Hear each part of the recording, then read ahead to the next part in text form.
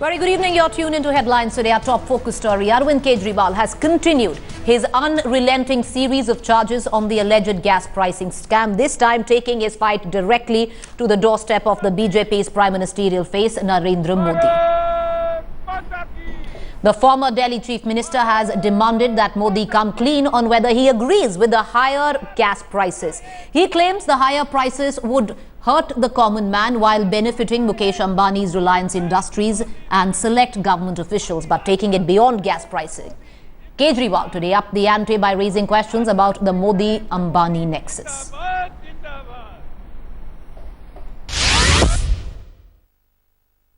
जब आम आदमी पार्टी सरकार की एंटी करप्शन ब्रांच ने इस मामले में श्री मुकेश अंबानी जी के खिलाफ एफआईआर दर्ज की, तो भाजपा और कांग्रेस दोनों के नेताओं ने इसका घोर विरोध किया। क्या दोनों पार्टियों के मुकेश अंबानी जी के साथ इतने घनिष्ठ संबंध हैं? जनता में चर्चा है कि आपकी एक एक रैली पर कई करोड़ रुपए खर्च होते हैं। ये सारा पैसा किसका है? कुछ लोगों का कहना है कि श्री मुकेश अंबानी आपको फंड कर रहे हैं। क्या ये सच है? यदि आपकी सरकार बनती है तो आप श्री मुकेश अंबानी जी को $4 पर यूनिट के हिसाब से गैस के दाम देंगे या $8 पर यूनिट के हिसाब से गैस के दाम देंगे? Well, joining us on the story is Rahul Mehra, spokesperson Aam Aadmi Party. We also have China NC, National Executive Member of the BJP. I'd like to cut across to Rahul first at this point of time.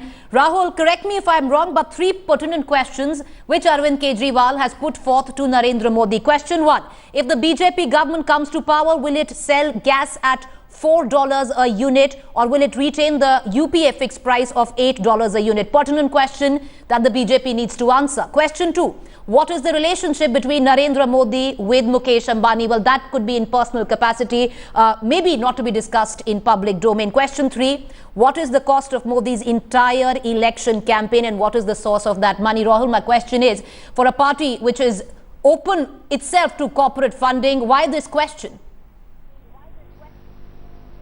Well, there is absolutely no harm in accepting money from every citizen of India, including the corporates who are very much a part of the same citizenry. But the only question that we are raising is that obviously once you're in the public life and no less than the prime ministerial candidate or one of the leading national political parties of this country, you know, is it not fair to ask the particular person and the party as to where is all this funds coming from? Is this ill-gotten money? Because BJP has also upped the ante many a times by saying when they come to power, they are committed to getting black money from overseas. In fact, you know, Arvind in the previous press conferences has also given the bank account numbers of Swiss bank accounts where allegedly Mr. Mukesh and Anil Ambani are having their funds parked. So therefore, you know, there are various questions and these are pertinent questions for a candidate who aspires Rahul, to that's be where the question the comes next in. Prime If Minister quid of this pro quo country. cannot be established, what's wrong with corporate funding? Either you have proof which says that there is quid pro quo between Reliance Industries and the BJP, Narendra Modi, or you say that it's corporate funding because you yourself are open to it. See, our corporate funding is every penny, whether it comes from the corporate or the ordinary Aam Aadmi, whether it is 1 paisa or 1 million or $1 billion of dollars, everything is accounted for. We are a small party with a very small funds which are available. BJP through the RT, as we have come to know, that 82% of their funding is less than 20,000 rupees from unknown sources of people. Congress Rahul, again has the distinction Rahul, in this of open having letter, more than and what 85%. Arvind Kejriwal said, Both somewhere these down the political line, he was parties, trying to draw comparisons. He was trying to say that these mega rallies are funded by Mukesh Ambani. Now, that is what he was trying to say, wasn't he?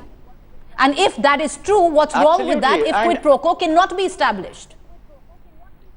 What is wrong with it is it taxpayers accounted for money or is it ill-gotten money? Nobody is saying that Mr. Ambani cannot fund Mr. Narendra Modi and the Bharatiya Janata Party. That is a fallacious argument to take. What we are saying is very simple. Is this money accounted for or not? And if yes, Is Mr. Mukesh Ambani behind the campaign and behind the funding of the entire campaign, which we all know is running, every rally of his is running into tens and tens of crores? Where is all this money coming from? Because clearly, if it is accounted for by BJP, they should welcome such a question, and they should actually put all the controversies to an end by disclosing these facts, and in fact voluntarily putting it on their website. What are they running away from? Why are they keeping things close to their chest if they have nothing to hide? All right, let China come in at this point of time. China, of all the three questions posed, question one is pertinent. Once the BJP comes to power, will it continue to stay with the gas prices fixed by the UPA, or will you climb down to the $4 a barrel?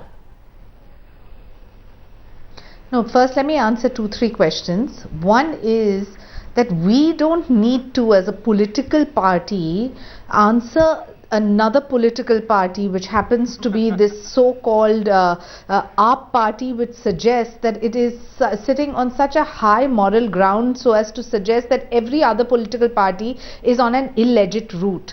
We don't need to reply to them because they have no locus standi in any issue vis-a-vis our pattern of funding, our pattern of who we choose to take funds from, etc. And just to give you some kind of information, whether it's a rally or whether it's cadre that belongs to our ideology, every single member of the BJP participates in ensuring that these rallies are successful and participate in the funding process. But I don't think I even need to acknowledge this question to suggest that the BJP is shielding A, B or C. All right, let's not talk about that. Let's not talk about that, China, but let's talk about something which is in public domain at this point of time. And that's a question which maybe not just the Aam Aadmi Party is going to be asking, but that's a question which after some time the people of this country would also might want to ask. And the question is, if the BJP hypothetically comes to power, will it stick to the 8 rupee per unit gas prices, or will it climb down to the 4 rupee per unit gas prices? Nobody is asking about funding, nobody is asking about anything else.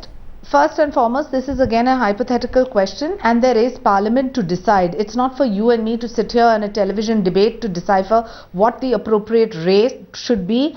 It is a standing committee, a finance committee, and all the members of Parliament, and for your knowledge, as you all know, there are members from all political parties that sit and decide. There is a system in place. Mr. Kejriwal seems to be in the mode of defying every system in this country. He casts aspersions without any homework. He casts aspersions to suggest that the BJP and Congress have united vis-a-vis Mr. Ambani, which is absolutely factually untrue. He kind of suggests that he is the only moral guardian of this country who is in a position to file FIRs against people.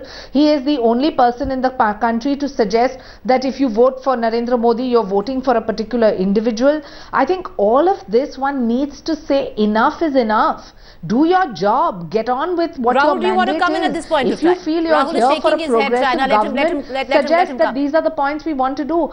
It is none of Arvind Kejriwal's business as to who funds the BJP and who we associate with. Provided we're not into any kind of quid pro quo, I don't think there's a question in mark. And the quid pro quo hasn't been proven yet, Rahul. The quid pro quo hasn't been proven. You are the judge of the case. You have decided who the convict is. You have decided who the victim is.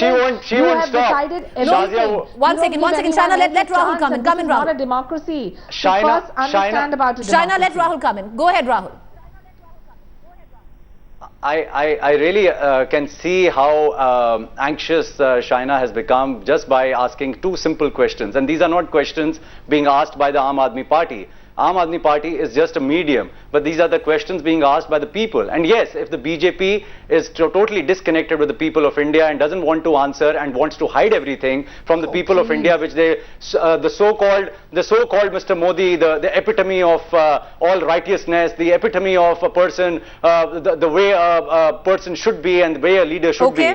I think these are pertinent questions. Yes, you can run away from these questions. But she's also asked a pertinent question, Rahul. The question is, can you prove quid pro quo? I'm sorry, if you can't prove quid pro quo, then... Let me complete.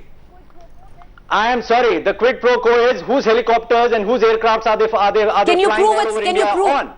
Is it? Can they prove otherwise? My question is, why don't you? Because why don't you disclose? Because these are the people, because these are the corporates, It's strange that everybody, every corporate, every person is giving them less than 20,000 of rupees. It's strange that people come to them and they want to donate to Bharatiya Janata Party and the Congress Party with all the ills that these political parties have. Now, it's we can get into all those things, but I want to ask even a larger issue, a larger question I want to ask and raise. Quickly, yes. What is it, would Mr. Modi also come out very, clean on why is it that he practices criminalization of politics? There are two ministers who are in his own cabinet. We are getting into rhetorics now, convicted. Right? There is no. These are not rhetoric. These are facts. I'm sorry. Yes, if your channel cannot distinguish between rhetoric and fact, kindly check your facts. What I'm saying is, I can name those people. Right. There is Babu Bukharia, there is Purushottam Solanki, there is Amit Shah, who's not been able to allow. Rahul, those are questions which need to be answered, but we are digressing. We are digressing at this point of time. Trial and error methods that you all have used. This is not you versus me. This is about facts versus reality. Rahul, we are digressing there. There are questions which Mr. Arvind Kejriwal has put up. There are pertinent questions in that as well. The question of whether or not once the BJP comes to power, what will they fix the gas prices of? For now, I'm afraid, Rahul, that's all the time we have for China. Appreciate you joining us, Rahul Mehra. Appreciate you joining us at this point of time. Of course, things will only get heated up in days to come. Just about a month away, the mother of all elections. Trust headlines today to get you the ringside view of all the developments as they take place. With that.